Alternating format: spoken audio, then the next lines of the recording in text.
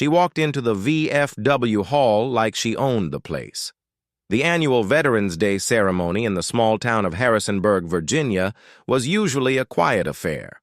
A few old men trading war stories over cheap beer, a ceremonial wreath, and the solemn playing of taps. But today, there was a new face in the crowd, and she was impossible to ignore. The woman was in her mid-30s with close-cropped hair and a ramrod-straight posture that screamed military bearing.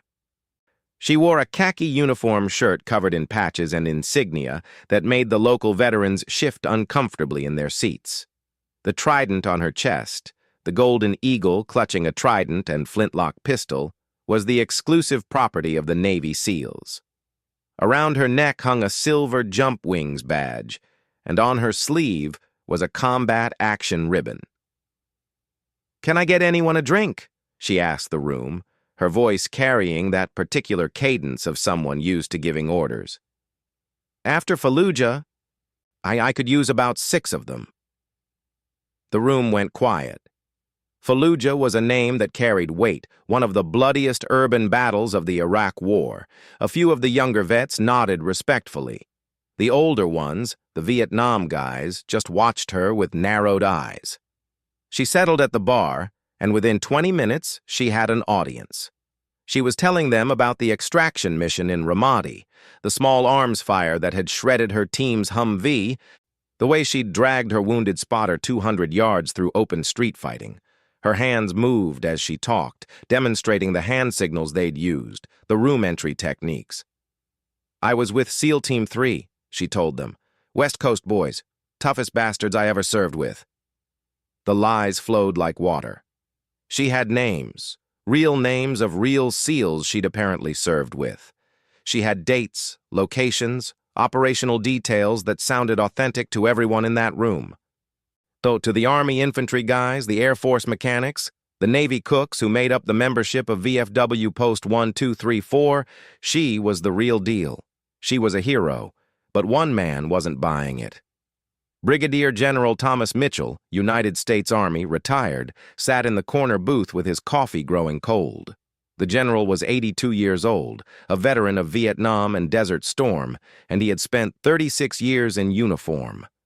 And he had also spent 5 of those years attached to the Joint Special Operations Command, working alongside Navy SEALs, Delta Force operators, and Army Green Berets. He knew their culture, their language, and their secrets. He watched the woman hold court, and something nagged at him. It wasn't her gender. There were women who had supported special operations, though none had yet completed the SEAL pipeline at that time. It was something else, something in the way she held her canteen cup, and the way she referred to her commanding officer by his first name, the way her patches were slightly misaligned on her sleeve. The general said nothing. He just watched, and he waited. The woman noticed him eventually. She'd been holding forth for nearly an hour, and the old man in the corner hadn't once approached her, hadn't offered the deference she expected from a retired officer. She slid off her bar stool and walked toward his booth, her boots clicking against the linoleum. "General," she said, extending her hand. "Chief Petty Officer Martinez. I heard you were with MACVSOG back in the day. That's some legendary stuff." Mitchell shook her hand. His grip was still strong, and he noticed the way her hand was soft. No calluses on the palms, none of the thick scarring along the knuckles that came from years of combatives training. He noticed the way her fingernails were manicured. "Pleasure to meet you, Chief," he said evenly. Have a seat." She slid into the booth across from him, still radiating confidence. "I gotta say, sir, it's an honor. When I was at Dam Neck, we studied some of the SOG after-action reports. The stuff you guys did in the Laotian corridor, that's the kind of operations I live for." Mitchell nodded slowly. "Dam Neck. That's where you trained?" "Class 245, she said without hesitation. "Hell Week nearly killed me. Lost 18 pounds, but I made it through." The general took a slow sip of his coffee. "I knew a guy from Class 245, Master Chief Tomlinson, big fella from Texas. You know him?" For just a fraction of a second, something flickered in her eyes. Then she recovered. Sure, I remember Tomlinson. He was in my boat crew. Crazy son of a bitch used to do handstand push-ups in the surf. Mitchell set his coffee down. There was no Master Chief Tomlinson from Class 245. He'd made the name up 30 seconds ago. Oh, tell me about the extraction in Ramadi, he said, his voice still calm, still friendly. The one where you dragged your spotter. She launched into the story again, adding new details this time, the color of the smoke, the radio frequencies they'd used, the call sign of the medevac helicopter. It was a good story, compelling, the kind of story that made people lean forward and listen. But Mitchell wasn't listening to the story anymore. He was watching her hands. When she described the firefight, her hands should have shaped into weapons, should have mimicked the movements she was describing. Instead, they stayed flat on the table. When she described dragging her wounded teammate, there should have been some physical memory in her shoulders, some tension that came from the real experience of hauling 200 pounds of dead weight through combat. There was nothing. You mentioned your canteen cup earlier, Mitchell said, on interrupting her mid-sentence. The one you kept from BUD/S. She blinked. Yeah, still have it. Use it every morning for my coffee. Interesting, Mitchell said quietly. Because BUD/S trainees don't get canteen cups. They get canteens. The cups are issued after graduation. The room seemed to get colder. She stared at him, her mouth open, searching for a response. And the jump wings you're wearing?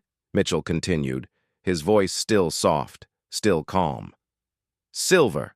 But special operations jump wings are gold. Every operator knows that. She looked down at her chest, at the badge she'd bought online for $47. And for the first time, her confidence cracked. I must have grabbed the wrong shirt this morning, she stammered. I have multiple uniforms and... Stop, Mitchell said. The word wasn't loud, but it carried the weight of 36 years of command. She stopped. For a long moment, the general just looked at her. He'd seen stolen valor before. Men who claimed medals they never earned, who wore uniforms they had no right to wear. He'd seen the damage it did to real veterans, the way it cheapened their sacrifice, the way it made people doubt the stories of genuine heroes. He'd seen it and he hated it. But this was different. There was something in her eyes that he hadn't expected. Not anger, not defiance, fear, real, genuine fear, like a child caught in a lie they never meant to tell. So you're going to come with me, Mitchell said. We're going to walk outside, and you're going to tell me the truth. Not the story you've been telling these people. The truth.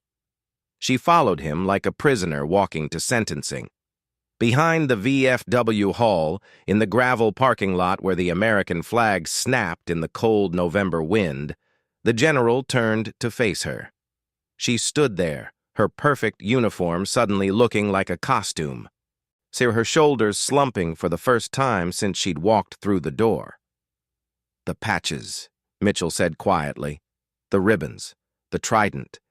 Do you have any idea what that symbol means to the men who actually earned it? She opened her mouth, but nothing came out. Then, to his surprise, her eyes filled with tears. Not the crocodile tears of someone caught in a lie, but real tears. The kind that came from somewhere deep. I know, she whispered. I know what it means. That's why I needed it. Mitchell waited. He'd spent decades in intelligence work. He knew when to push and when to let silence do the work. My father, she finally said. My father was a SEAL. He was killed in 2005. In Ramadi, actually. I was 13 years old when the officers came to our door. My mother, she fell apart. She never recovered, and I spent my whole life trying to be him, trying to be worthy of him. The general's expression didn't change, but something shifted in his eyes. Your father's name? Chief Petty Officer Daniel Martinez. She said the name like a prayer. He was with SEAL Team 3. He was on a rooftop providing overwatch when they took indirect fire. He pushed his spotter out of the way, took the shrapnel himself. Mitchell closed his eyes for a moment. He remembered the report. A SEAL killed in Ramadi, posthumous Silver Star, widow who never attended the ceremony. He remembered because he'd written a letter of condolence himself, although he hadn't known the man personally. You didn't have to know someone to honor their sacrifice. I tried to join, she continued, her voice breaking. I tried so hard. I trained for years. I could outrun, outswim, outlift most of the men in my training group. But I have flat feet. Flat feet, General. They disqualified me at MEPS. Said I was physically unfit for service. My father died for this country, and they wouldn't even let me enlist because my arches are too low. The tears were flowing freely now, cutting tracks through the makeup she'd carefully applied that morning. She wiped at them with the back of her hand, a gesture so childlike that it made Mitchell's chest ache. So I started coming to these events, she said. At first, I just wanted to be around veterans, to hear the stories, to feel close to him somehow. But people would ask, and I didn't want to say my father was the hero. And I wanted them to think I was the hero.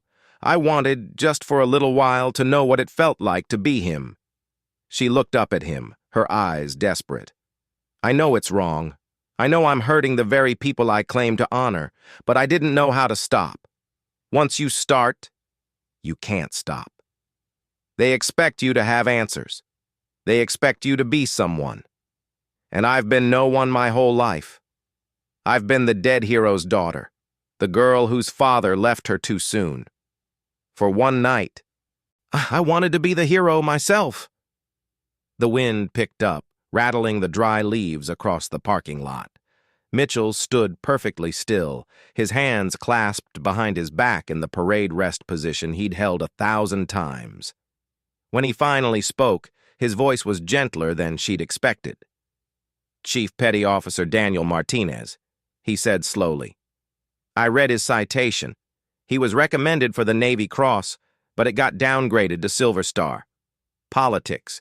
Happens more than it should. But the men who were there, they knew what he did. They knew he saved that spotter's life. She nodded, unable to speak. His spotter, Mitchell continued, was a kid named Roberts, 22 years old. Went on to serve another 12 years, did 3 more tours, retired as a senior chief. He has children, grandchildren now, all because your father made a choice on that rooftop. I know, she whispered. I've met him. Senior Chief Roberts came to see my mother after the funeral, but he still sends Christmas cards. Mitchell nodded slowly. So you know that your father's legacy isn't a uniform. It isn't a trident or a set of wings. It's the lives he touched, the people he saved, the example he set. He reached out and very gently touched the silver jump wings on her chest. These, he said, are stolen.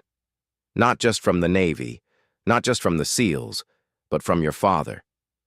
Every time you wear them, you're telling the world that you did what he did. And that you carried the weight he carried, and you didn't. You couldn't. No one could. He was one of a kind. She looked down at the badge, and for the first time, she saw it for what it was. A lie made metal. What do I do? She asked. How do I fix this? Mitchell considered the question. As a general, his instinct was to report her, to ensure she faced consequences for her deception. But as a man, as a father, as someone who had seen the devastation that combat loss left in its wake, he hesitated. You're going to come back inside with me, he said finally. And you're going to tell them the truth. All of it. About your father. About your attempts to serve. About why you lied. You're going to answer their questions, and you're going to accept whatever they decide to do. Her face went pale. They'll hate me. Some of them might, Mitchell agreed, but some of them will understand. And the ones who matter, the ones who truly understand sacrifice, they'll see a woman who loved her father so